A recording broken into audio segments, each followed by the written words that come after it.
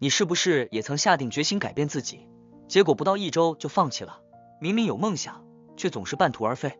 别急着怪自己不够自律，你只是用了错的方法。今天我要带你认识一个可能颠覆你人生的概念，只做一个伏地挺身也能改变命运。没错，这就是让无数人翻身的超强自我管理法——微习惯。今天我要跟你分享一个颠覆性的自我管理方法，它或许能成为你实现持久改变的钥匙——微习惯。这个方法的发明者是一位美国作家史蒂芬·盖斯，他曾经也是个缺乏自律的普通人，但在经历了一次偶然的尝试后，他的人生彻底改变了。那是2012年年末，盖斯回顾了过去10年，发现自己尝试了各种个人发展策略，却总是失败收场。他意识到，那些听起来很有道理的策略，在实践中却难以坚持。当时正值新年，和许多人一样，他渴望在新的一年有所改变，特别是健身方面，他一直想把锻炼培养成习惯，但过去的努力都失败了。这一次，他决定不再设定那些宏大的目标，而是从一个极其微小的行动开始，每天只做一个伏地挺身。听起来有些可笑，对吧？一个伏地挺身对健身几乎没有实质帮助，但盖斯决定试一试。他告诉自己，就做一个伏地挺身，仅此而已。令人意想不到的是，这个简单的行动却带来了巨大的变化。当他做完第一个伏地挺身时，他发现自己的身体已经进入了运动状态，于是他又做了第2个、第3个，最后竟然完成了一次完整的锻炼。这次经历让他恍然大悟，微小的行动能够激发更大的动力，而且这种行动几乎不需要任何意志力的消耗。从那以后，他将这种策略应用到写作、阅读等其他领域，发现无论目标多宏大，只要从一个微小的步骤开始，就能轻松迈出第一步，也更容易坚持下去。所以，微习惯的核心理念就是一句话：小的不可思议的一小步。它的关键在于将目标设定的如此之小，以至于几乎不可能失败。这种微小的目标不会给我们的大脑带来任何压力，也不会消耗大量的意志力，让行动变得轻松自然。微习惯到底是什么呢？它是一种非常微小的积极行为，你需要每天强迫自己完成它。它小到即使在你最不愿意行动的时候，也能轻松完成。例如，如果你想培养健身的习惯，微习惯可以是每天做一个伏地挺身；如果你想培养阅读的习惯，微习惯可以是每天读2页书；如果你想培养写作的习惯，微习惯可以是每天写50个字。这些行动看起来微不足道，但它们潜力巨大。微习惯为何如此重要？它解决了传统习惯养成方法中的2个主要问题：动力不足和压力过大。传统方法常依赖动力，要我们充满热情地去完成目标，但动力是不可靠的，它受到情绪、身体状态和环境等多种因素的影响。当我们疲惫、压力大或情绪低落时，动力就会消失，计划就容易搁浅。而传统目标往往过大，给大脑带来巨大压力，让大脑本能产生抵触情绪，消耗大量意志力，难以坚持。微习惯则完全不同，它的目标小到几乎不会引发任何抵触情绪。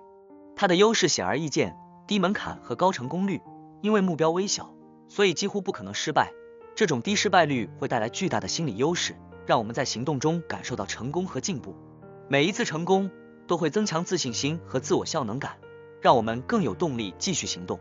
它还非常灵活，能根据你的生活节奏和状态调整，不会带来任何负担。你可以随时随地完成它，非常适合现代人忙碌的生活方式。那么，微习惯为什么能起作用呢？这得从我们的大脑运作方式说起。我们的大脑虽然复杂，但为了理解习惯形成，我们可以简化为2个核心部分：潜意识的基底神经节和意识的前额皮层。基底神经节就像一个愚蠢的重复者，负责重复和模式识别，它会自动执行那些被大脑认定为安全有效的行为模式，效率极高，无需每次都重新思考决策，而是直接按已有模式操作。比如你早上起床自动洗澡，开车自动系安全带，这些都是基底神经节在起作用，已成为习惯，无需有意识思考。但它有个缺点，一旦模式建立，它很难改变，这也是坏习惯难改的原因。前额皮层就像一个聪明的管理者，负责意识和决策，它能理解长远利益和结果，可以抑制基底神经节的冲动行为。当你决定开始健身计划时，是前额皮层在起作用，它理解健身的好处，并能抑制你想吃垃圾食品的冲动。然而，前额皮层很容易疲劳，当你压力大、疲惫或情绪低落时，它的功能就会下降，基底神经节就会接管大脑，让你回到旧有习惯模式中。习惯的形成与大脑中的神经通路密切相关，当我们重复一个行为时，大脑中与该行为相关的神经通路就会变得越来越强壮和高效。这就是为什么重复是形成习惯的关键。每天重复一个微小的行动，即使它看起来微不足道，也会逐渐变成习惯。回报也是形成习惯的重要因素。当我们完成行为并获得回报时，大脑会释放多巴胺，让我们感到愉悦和满足。这种愉悦感会激励我们重复该行为，从而形成习惯。健身后感到健康有活力，这就是一种回报，会激励你继续健身。完成微习惯后，给自己一个小奖励，比如吃块巧克力或看一集喜欢的电视剧，这种回报能增强神经通路，让行为更容易变成习惯。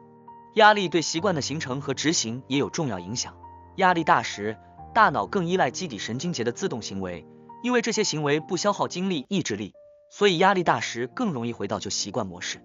但我们也可以利用压力来促进好习惯，例如把健身作为缓解压力的方式，不仅能舒压，还能养成健身习惯。史蒂芬·盖斯还深入探讨了一个关键问题，在习惯养成中，我们应该依靠动力还是意志力？他提出一个重要观点，意志力比动力更为可靠和有效。动力是一种基于感受的驱动力，它让我们在某个时刻想做某件事，但它的问题在于不可靠性，会受到情绪、身体状况影响，难以稳定出现。它的起伏不定，可能现在干劲十足，下一秒就消失无踪。依赖动力意味着每次行动前都必须有足够动力，这让它成为建立长期习惯的不稳定基础。与动力不同，意志力是一种更稳定、可靠的驱动力，它能帮助你在没有动力时也采取行动，确保你能坚持下去，最终养成习惯。意志力的可靠性在于它不依赖情绪感受，即使你疲惫、压力大或情绪低落，也能依靠它完成任务。即使不想去健身房，你也能强迫自己去，因为你知道这对健康有益。意志力还可以被强化，透过不断练习和使用，你可以逐渐增强自控力。研究显示，那些透过锻炼意志力改善体型的人，在其他需要自控力的活动中也表现显著进步。意志力还能帮助你更好地执行计划，它允许你设定明确的时间表和目标，并按计划行动。无论你是否有动力，都能依靠意志力完成计划。所以，微习惯策略的核心就在于设定微小的目标，并依靠意志力去完成它们，这样你就能逐渐建立习惯，而不需要依赖不可靠的动力。每天一个伏地挺身或写50个字，这些微小的目标几乎不会给大脑带来任何压力，却能帮助你建立习惯。它能节约意志力，让你更容易坚持，不会因意志力耗尽而放弃。透过持续使用意志力完成微习惯，你会逐渐增强意志力，最终让这些微小行动变成习惯。一旦成为习惯，你就不再需要意志力去完成它们，因为它们已成为你生活的一部分。当然，意志力也需要有效管理，设定明确目标，可以帮助你更好地管理意志力，避免行动前过度思考和决策，避免在一天中过度消耗意志力，尤其是在面对重大决策或挑战时，透过合理安排任务和休息时间，你可以保持意志力的充沛。在完成任务后给自己一些奖励，可以帮助你恢复意志力，并增强行动的动力。你可以设定一个奖励机制，每当你完成一个微习惯后，就给自己一个小奖励。保持积极的心态，透过积极的自我对话和鼓励，你可以增强自己的意志力，并更容易的坚持下去。那具体要怎么应用微习惯策略呢？设定微习惯，这是第一步，也是最关键的一步。小的不可思议的一小步，目标要小到几乎不可能失败。选择适合自己的微习惯，选择你真正想培养的习惯，然后缩减为微小行动，比如每天一个伏地挺身，2页书，50个字。确保目标具体且可衡量，明确知道什么算完成。例如，每天喝1杯水比多喝水更具体可衡量。执行阶段的技巧，降低行动阻力，让你更容易迈出第一步。设定微小的起点，确保你的目标小到几乎不需要任何意志力。即使你感到非常疲惫，也很难找到理由不去做一个伏地挺身。利用现有习惯，将新的微习惯与你现有的习惯结合。比如，如果你每天早上起床后都会刷牙，那么你可以将每天做一个伏地挺身放在刷牙之后进行。如果某个微习惯仍然让你感到有阻力，可以进一步分解目标。例如，如果你连一个伏地挺身都感到抵触，那就先设定每天摆好伏地挺身的姿势就好。提醒自己目标的轻松性，当你感到抵触时，提醒自己这个目标是多么轻松，你可以告诉自己，这只是一个伏地挺身，我肯定能做到。逐渐扩大行动，虽然一开始目标很小，但你会发现一旦开始，往往会做得更多。比如，如果你想开始写作，可以设定每天写50个字，一旦你开始写，你可能会发现继续写下去并不难，写了不止50个字。鼓励在完成最小目标后继续行动，当你感觉状态不错时，可以继续做更多的伏地挺身。这种超额完成任务的行为，不仅能增强你的成就感，还能帮助你更快的养成习惯。